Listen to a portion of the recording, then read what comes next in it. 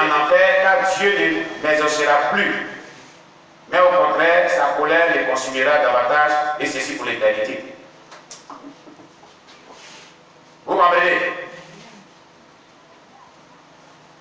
Étant un Dieu, étant un de Dieu, je pleurais longtemps pour la miséricorde. Mais il n'y a eu pas de réponse qui put me donner du répit. Ainsi commençai-je à poser des questions à Dieu. Comprenez qu'étant Dieu, vous avez le droit de poser des questions à Dieu parce qu'il est votre Père. Comprenez qu'en étant enfant de Dieu, Amen. Voilà. Vous avez vraiment le droit de poser des questions à Dieu. Alléluia. Vous n'êtes pas des enfants bâtards tant que vous demeurez des nouveaux-nés authentiques. Des nés de nouveaux authentiques. Pardon. Des nés de nouveaux authentiques. Mais vous devez être poli et respectueux envers Dieu quand vous lui posez des questions. Vos paroles ne doivent pas être dures, blessantes à son égard. Amen. Une question à Dieu. J'ai demandé à Dieu, s'il m'abandonnait au dernier moment, vous me laissez souffrir dans le feu éternel. S'il vous plaît, comprenez-moi. Je posais ces questions à Dieu, non pas uniquement parce qu'en voyant les enfants pleurer, je me souviens de la façon dont Dieu juge les hommes.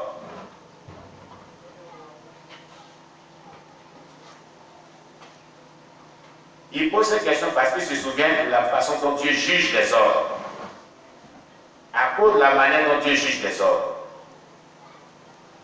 Alléluia. C'est que lui l'a vu là-bas. Mais parce que j'avais le pressentiment que quelque chose clochait dans le monde surnaturel. Pourrais-je être enlevé? Est-ce que lui aussi serait enlevé? Voilà la question qui se pose. C'est alors que le 16 septembre 2013, le 16 septembre 2013,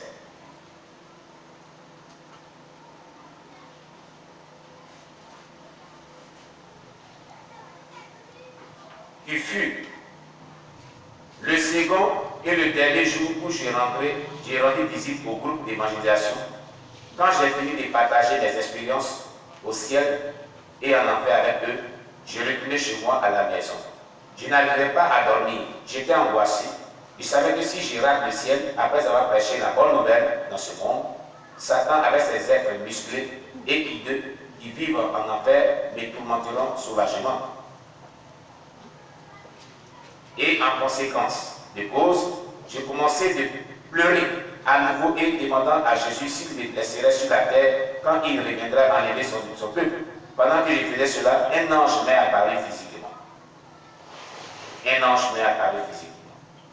Je voudrais, s'il vous plaît, que vous compreniez que la raison pour laquelle je dis physiquement est que je ne dormais pas, mais j'étais éveillé. L'ange lui est apparu. Tellement qu'il pleurait sur sa vie, qu'il se banit dit, un ange lui est apparu. Physiquement. Il dit physiquement parce qu'il ne dormait pas.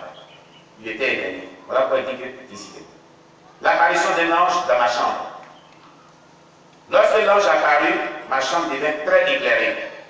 L'ange portait des vêtements blancs, mousseux, et avait deux ailes. Au plus d'éclaircissement, je voudrais vous dire qu'il n'y avait pas d'électricité dans la maison cette nuit-là, parce que la compagnie électricité du Nigeria, PHTL, faisait du délestage, et les ampoules étaient éteintes. Et dans une pareille situation, c'était la torche. C'était la torche que j'utilisais pour éclairer ma chambre.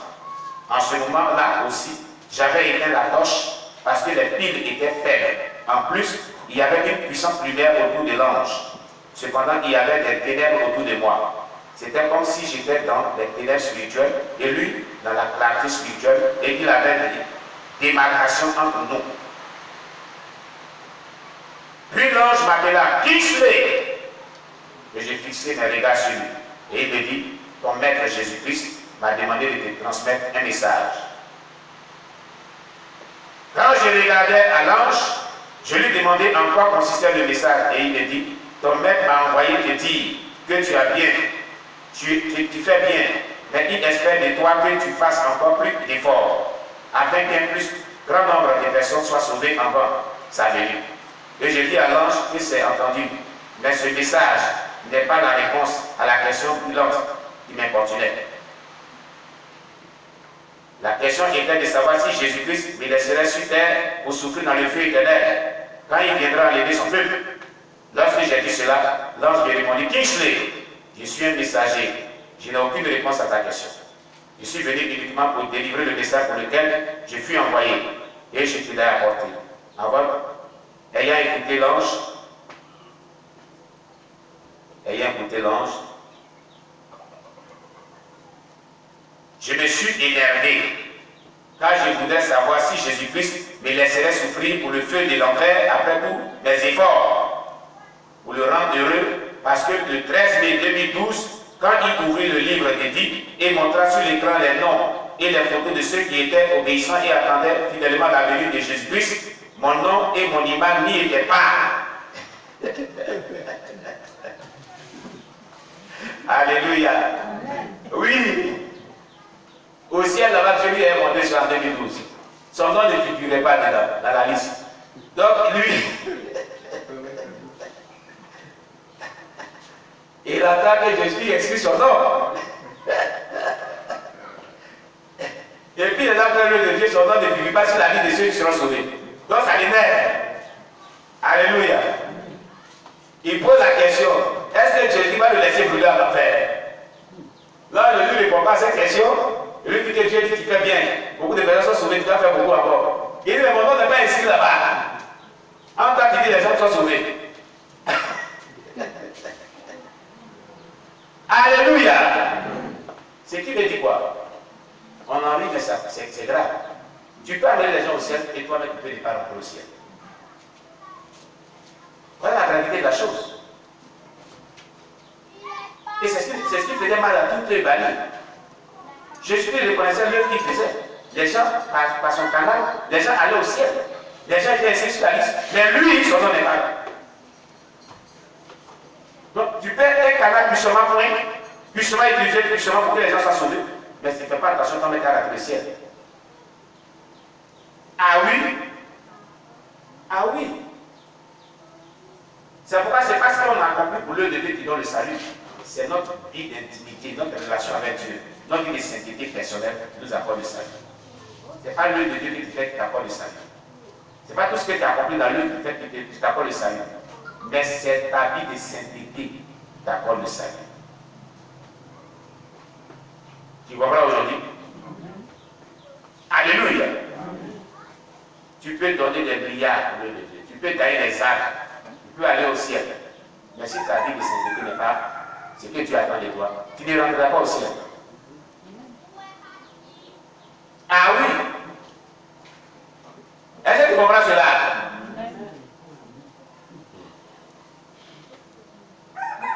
Je vais redire ce qu'il a dit. Il dit, je me suis énervé, car je voulais savoir si Jésus-Christ me laisserait souffrir dans le feu de l'enfer après tous mes efforts, pour le rendre heureux parce que le 13 mai 2012, quand il ouvrit le livre de vie et montra sur l'écran les noms et les photos de ceux qui étaient obéissants et attendent fidèlement la venue de Jésus-Christ, mon nom et mon image n'y étaient pas. Et lorsqu'il ouvrit le dossier contenant le rapport de mes œuvres, rien n'y était écrit. Alors il s'était mis en colère contre moi. C'est pourquoi je voudrais savoir comment il me traitera au dernier jour. Et c'était la raison pour laquelle je pleurais. Amen. Comme réaction à l'incapacité à l'ange à pouvoir répondre à ma question, je lui ai demandé des informations sur mon maître, Jésus-Christ. Et il me dit qu'il est au ciel, ce qui m'a davantage énervé.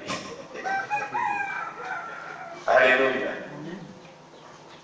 Et j'ai dit à l'ange, je comprends maintenant la raison pour laquelle j'avais le pressentiment que quelque chose n'allait pas bien dans le monde surnaturel. Et il me demanda ce que je comprenais par là. Puis je lui dis que c'est parce que mon maître m'a abandonné. Raison pour laquelle il me l'a envoyé. Il m'a envoyé l'ange. Si je n'étais pas ici, il n'aurait pas envoyé l'ange vers moi. Puis l'ange me dit, Kingsley, tu as tort. Et je lui dis que je n'ai pas tort. Mais j'ai raison. Parce que d'ailleurs, depuis que je suis entré en relation avec mon maître, il ne m'a jamais envoyé un ange pour me transmettre un message. Et maintenant que j'ai plus besoin de lui, il n'est pas venu lui-même. Au contraire, il t'a envoyé, toi l'ange, vers moi. Mais toujours l'ange insistait que je n'avais pas raison de parler ainsi. Et je lui dis, si tu as vu que j'ai tort, va et montre-moi mon maître. Voilà. Lorsque j'ai fait cette déclaration, il changea d'humeur. Il s'était mis en colère contre moi. Et dans cette humeur, il me demanda, veux-tu que je t'amène auprès de ton maître? Je lui ai répondu oui. Il m'importait que de savoir s'il était ou non en colère. Je ne désirais qu'une seule chose, voir mon maître Jésus-Christ. Amen. Ensuite, l'ange me dit, Kingsley, le message du Seigneur. Ensuite, l'ange me dit, Kingsley, puisque tu as insisté de voir ton maître, tu le verras à coup sûr, à l'instant même. Lorsque l'ange a dit cela, il s'approcha de moi et me toucha. Et je me suis effondré et devint sur le lit comme une personne morte, quand mon esprit sortit de mon corps. Lorsque cela se produisit, l'ange tint mon poignet droit et me dit, partons maintenant pour aller voir ton maître. Et nous quittâmes ma chambre pour le ciel. Alléluia.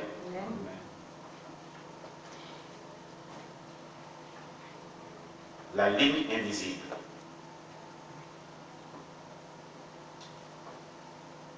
Gloire à Jésus. Lorsque nous quittâmes ma maison, nous commençâmes à monter vers le ciel. Mais à un moment, j'ai vu une queue sans fin des gens qui avançaient vers le portail du ciel. Quand nous sommes plus approchés d'eux, je commençais à les regarder. Certains d'entre eux m'observaient comme s'ils me connaissaient, mais je ne reconnus personne parmi eux. Eux tous tremblaient de peur pendant qu'ils avançaient vers le portail. Ouais, quand les gens sont payés les tickets, mais les gens sont à rang. Et comme ça, il y avait cette peu de personnes. Mais ils tremblaient et s'avançaient vers le portail du ciel. La porte était si étroite que deux personnes marchant côte à côte ne peuvent pas la franchir simultanément. L'une doit attendre pour que l'autre entre ou sorte d'abord. Une autre chose, je voudrais que vous sachiez, est que la porte s'ouvrait et se refermait d'elle-même.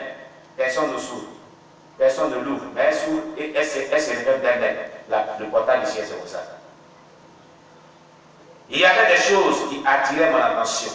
Quand nous étions arrivés plus près de la porte du ciel, les choses qui attiraient mon attention étaient deux lignes invisibles de couleur foncée. Deux lignes invisibles de couleur foncée. L'une rouge et l'autre noire. Et l'une de ces lignes apparaissait sur le sol. Lorsque chacune de ces personnes dans la queue franchissait l'endroit où les lignes étaient marquées, cependant, j'ai remarqué que la distance entre les lignes et la porte du ciel était d'environ 1,52 mètres, c'est-à-dire 5 pieds ou 60 pouces. La largeur de la porte est de 30 cm environ, 1 pied ou 2 pouces. Et cette ligne est la ligne du jugement qui séparait ceux qui sont nés de nouveau de ceux-là qui ne le sont pas.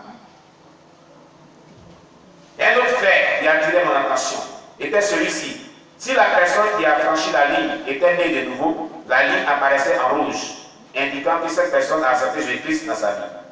Et une voix se faisait entendre en disant « Avance et entre à la porte ». Mais si la personne n'est pas régénérée, la ligne apparaissait en couleur noire, indiquant que la personne en question n'avait pas accepté Jésus dans sa vie. Et une voix forte comme le tonnerre disant « Éloigne-toi de moi ». Et « Éloigne-toi de moi, je ne te connais pas, éloigne-toi de moi ». Quand le mot est déclaré « Éloigne-toi », est déclaré par la voix, un vent terrible venait et enlevait la personne pour la diriger vers l'enfer. Amen. Alléluia.